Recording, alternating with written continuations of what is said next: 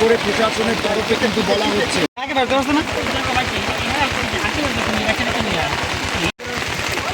কালীবাড়ি যাও এদিকে দাঁড়াও না আপনার মাথাটা দেখো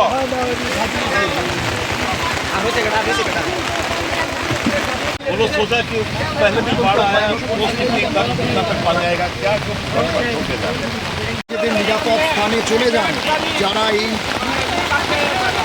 এলাকা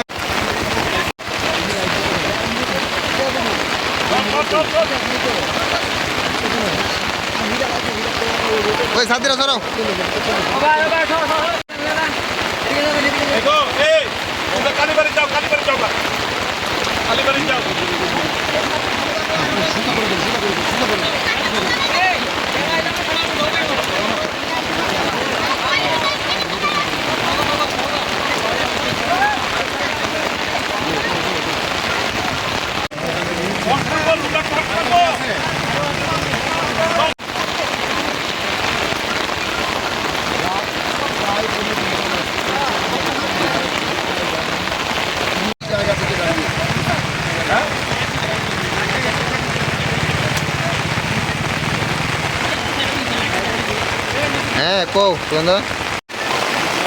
पश्चिम जिला जो परिस्थिती আছে এটা চিন্তাজনক অলরেডি আপনি দেখছেন कि আমি साउथ इंद्रनगर আছে এটা लगभग ढाई बज रहा है और अभी भी पानी बहुत तेज़ हो रहा है और जो हावड़ा रिवर का पानी है जो लेवल है वो डेंजर मार्क के ऊपर बह रहा है।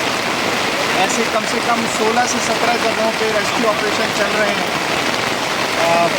हमारे पास मैन पावर अवेलेबल है, मशीन्स की भी ज़रूरत है, परंतु मैं आपके माध्यम से जनता से रिक्वेस्ट करूंगा कि वो किसी भी चीज़ का वेट ना करें और इमीडिएटली घर से बाहर निकलें और नियरेस्ट रिलीफ सेंटर या नियरेस्ट स्कूल में शरण लें, क्योंकि अभी ये बारिश और तेज़ हो रही है और उम्मीद करता हूँ कि हो सकता है कि रात भर ऐसी ही तेज़ बारिश हो रही है। आज तक जो हमारे पास ऐतिहासिक आंकड़े हैं, त्रिपुरा में इतनी बारिश अगरतला में खासकर कई सालों से नहीं हुई। मैं आपके माध्यम से यही रिक्वेस्ट करूंगा आम जनता को कि वो अपने घर से बाहर निकलें और कोई भी सुरक्षित जगह, चाहे वो स्कूल का एरिया हो, चाहे अपने किसी रिश्तेदार के वहाँ इमीडिएटली शिफ्ट कर जाए, किसी भी चीज़ का वेट ना करें। हम प्रशासन की तरफ से बहुत कोशिश कर रहे हैं, परंतु जिस हिसाब से हमारे रिसोर्सेज होने चाहिए उस हिसाब से हम लोगों को इतनी रात में रिसोर्सेज इकट्ठा करने में थोड़ी दिक्कत आ रही है।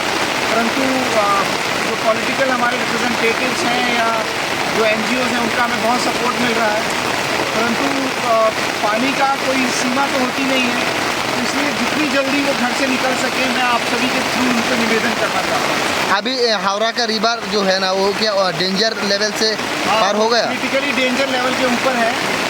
हाईएस्ट अभी तक जब रिकॉर्डेड हुआ था तो 11.5 मीटर हुआ था और ऑलरेडी 11.3 हो चुका है। तो मैं उम्मीद करता हूँ कि शायद 11.5 मीटर का भी 2 या 3 घंटे में आंकड़ा क्रॉस हो सकता है। Thank you. সাড়ে 12টার কোনো একটা আমি ওই তারপরে ডিএমের সঙ্গে কথাবার্তা বললাম, তারপরে সুদীপ বর্মন জেলা কর্তৃপক্ষের সঙ্গে কথাবার্তা বলি কি ডিএমও আসছে এখানে। আচ্ছা আচ্ছা, তো ভোট আসলো, তারপর ওখানে উদ্ধার কার্য চলছে। এদেরকে দুপুরবেলা বলা হয়েছিল তোমরা চলে এসো নিরাপদ জায়গায়, আসেনি, ভাবিনি। এখন চিৎকার চেঁচামেচি শুরু হয়েছে, ফোন আসছে বারবার। এখন যখন এখানে নয়না মোড়া থেকে ফোন আসলো ওখানে আটকে আছে, ইন্দ্রনগরের এই জায়গায় কিছু আটকে আছেন, ঋষিকলোনি ভাটিবন ঋষিকলোনি আটকে আছেন। এখন আরেকটা বোট আমরা আনছি মোহনপুর থেকে। আমি মোহনপুর SDM এর সঙ্গে কথাবার্তা বললাম, DM এর সঙ্গে কথাবার্তা বললাম।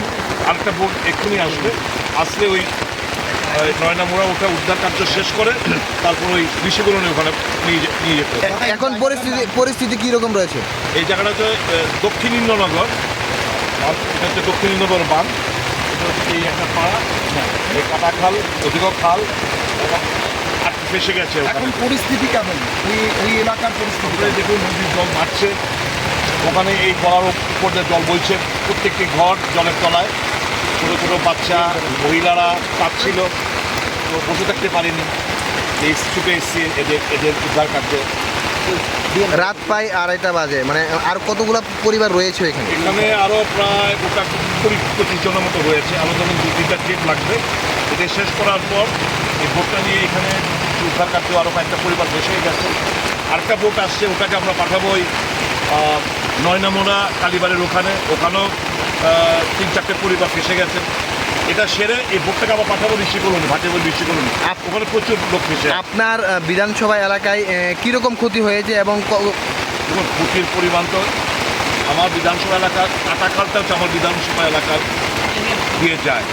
তো কাটাখালের পাড়ে যতগুলো বাড়ি ঘর আছে সবাই ক্ষতিগ্রস্ত।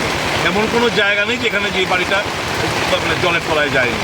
মানুষের দারুণ ক্ষতি হয়েছে। এখন মেন মূলত হচ্ছে মানুষের জীবন যাতে আমরা বাঁচাতে পারি সেটাকে সেই উদ্ধার কার্য এখন চলছে। ক্ষয়ক্ষতি তো মানে হিসাব ছাড়া, পরবর্তী সময় সেটা হিসাব করা যাবে, কিন্তু অ্যাকচুয়ালি প্রাইমারি আমাদের মূল কনসার্ন হচ্ছে মানুষকে কীভাবে ওপর থেকে আনা যায়। তাদের কোথায় শেল্টার দেওয়া হচ্ছে? এদেরকে একটু আমরা ইন্দ্রনগর কালীবাড়িতে শেল্টার দিচ্ছি। এখানে একটা ক্লাবও রয়েছে, কিন্তু ক্লাবে অনেক প্রচুর লোক, প্রায় 700 কোনো জায়গা নেই। ইন্দ্রনগর কালীবাড়িতে এদেরকে আমরা যথেষ্ট পরিমাণে কি বুট নেই? হ্যাঁ যথেষ্ট পরিমাণে বোট দিয়ে রেস্কিউ করা হচ্ছে।